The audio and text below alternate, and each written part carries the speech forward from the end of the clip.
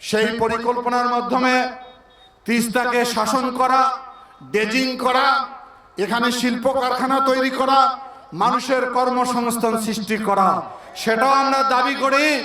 অনতি বিলম্বে সেই প্রকল্প বা কর্মসূচি যাতে চালু করা হয়।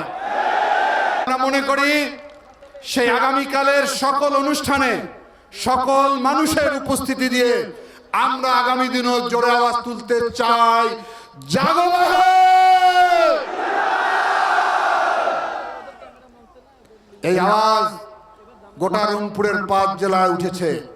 ধীরে ধীরে এটা বাংলাদেশ প্রকম্পিত হয়েছে। আমরা জানি জীবনে আমরা অনেক কষ্ট করেছি, নদী ভাঙ্গা চরের মানুষ। 2 রাত কষ্ট করতে কোনো সমস্যা আছে আমাদের?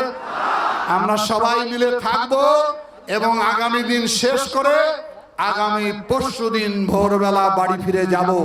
দাবি যদি আদায় না হয় পর্যায়ক্রমে কর্মসূচি দিতে থাকবো, চালিয়ে যাব আন্দোলন।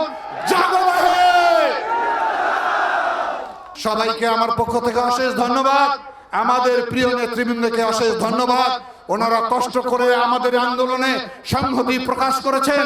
বাংলাদেশের বিভিন্ন গণমাধ্যম তারা কষ্ট করে আজকের এই সংবাদ পরিবেশন করেছেন, তাদেরকে আমরা অভিনন্দন জানাই। আন্তর্জাতিক গণমাধ্যম যারা এসেছেন তাদেরকে আমরা অভিনন্দন জানাই। ধন্যবাদ। সবাই ভালো থাকুন এবং স্ব স্ব জায়গায় অবস্থান করুন। বাংলাদেশ জিন্দাবাদ।